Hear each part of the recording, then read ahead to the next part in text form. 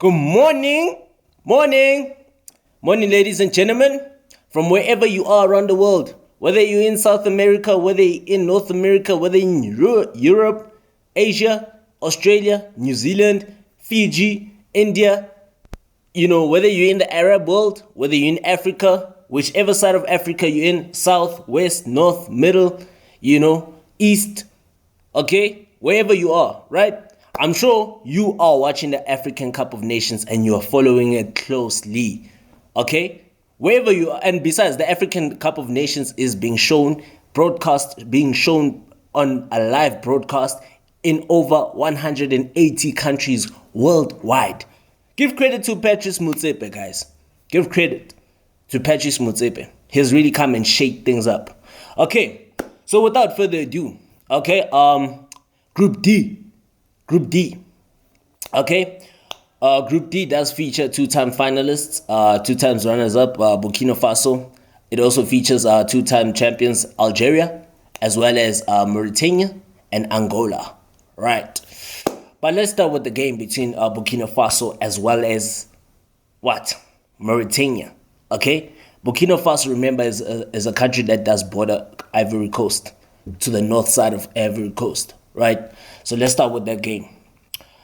Burkina Faso emerged as 1-0 victors from their game against Mauritania, and the goal was scored by Bertrand Traore, former Chelsea and Ajax Amsterdam winger Bertrand Traore, right, the talisman.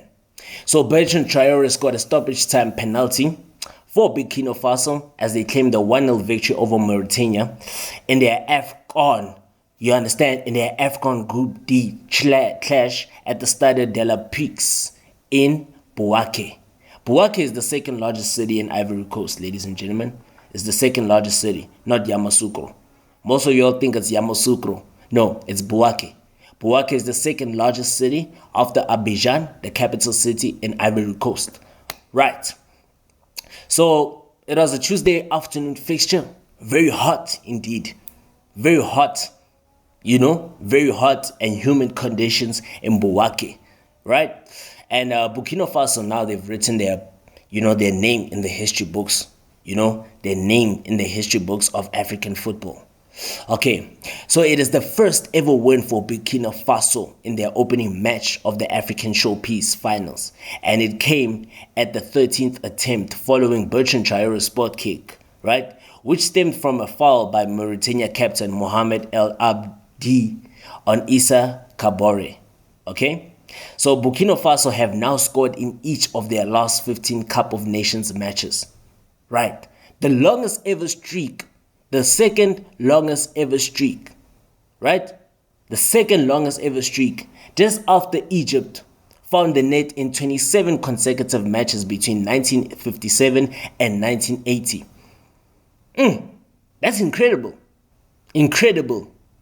This is a country that has really grown in terms of its football. It has really grown, ladies and gentlemen. This is a country that has really grown. This country used to be an underdog in African football. This country was a country that was never fancied in terms of, competing at major tournaments such as the African Cup of Nations. It was a country that was never fancied. But it has grown. It has literally grown. From the time when they made it to the finals in South Africa in 2013, only losing out 1-0 to the eventual winners, Nigeria, the Super Eagles. Burkina Faso. Currently now, Burkina Faso, the Burkina Faso goalkeeper, Herve Kofi, he made a superb save from a Nigerset Thiem free kick, while Hemeya Tanji also tested him with a rocket, of a volley that was close to the glove man.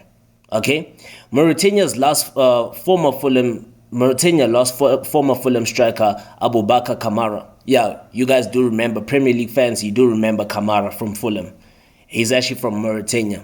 Yeah, I'm sure you do remember him if you're a Fulham fan.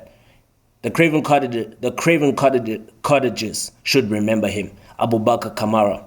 Unfortunately, he had to be stretched off due to an injury. Right, midway through the first half, after he landed awkwardly while jumping for the ball. But they continued to create the better chances, and Kofi made another superb save as he turned Amar Sadi's Buena's curling shot from the edge of the box wide of the post. Mauritania have never led in any, right? They've never taken the lead in any of their 7 Cup of Nations games and have never scored in almost 10 hours of football since a penalty in a friendly game. It's been wild, hey? It's been a while for Mauritania. They haven't scored in a long time. But a great result for Burkina Faso once again. Great 3 points. 15 games on the score sheet consecutively, just second behind Egypt. Can they beat Egypt's record? Can they? Of course, it won't happen in this tournament, but can they? With this kind of momentum that they're on already, they can. They can. In my opinion, they can. But of course, it's not going to happen in this tournament, right? Not in this tournament. Perhaps they can do it in the next tournament, right?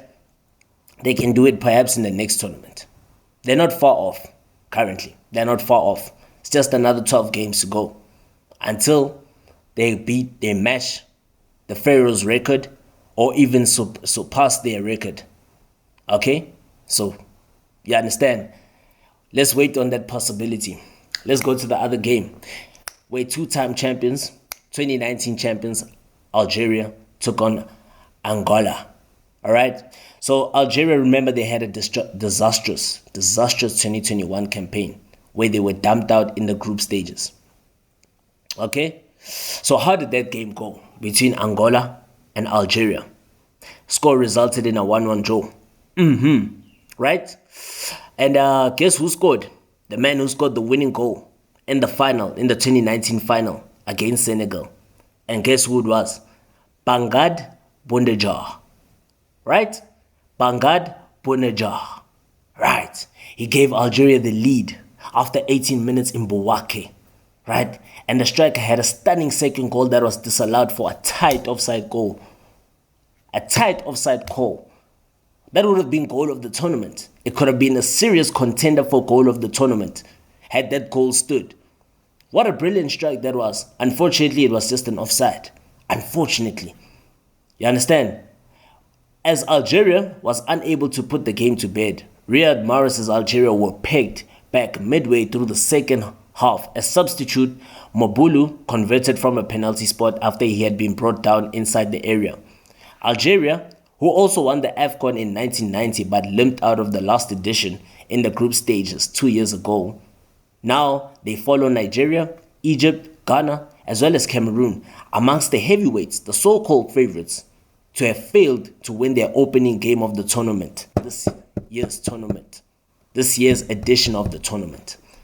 As for Angola's Black Antelopes, they will be pleased with the point, even if the result means that they've now failed to win any of their 9 matches of the Cup of Nations, stretching back to 2012. Jamel Belmadi's Algeria have a point to prove after they just took 1 point and scored only 1 goal in a miserable defense of their title in 2022 in Cameroon. They got off to a fine start though, right? At the Stade de la Paix with Youssef Biloli providing a superb ball in behind the Angolan defense for Bounedjah to score with a lovely first-time finish with outside of his right foot. And then Nabil Bentaleb, former Spurs midfielder Nabil Bentaleb, was penalized for bringing Mobulu, and the Egypt-based striker stepped up to take the penalty and obviously converted the equalizer for Angola. So again, Algeria, question marks around them, if they are the favorites, as well as Riyad Mahrez, not the best of performances from him, just like Mo Salah as well against Mozambique. You understand? Not the best performance from the start from the talisman. Not the best performance from them and their teams. A lot of question marks around them. A lot of question marks indeed. Can Algeria still, perhaps clinch their 3rd title? With this kind of performance, I heavily doubt it.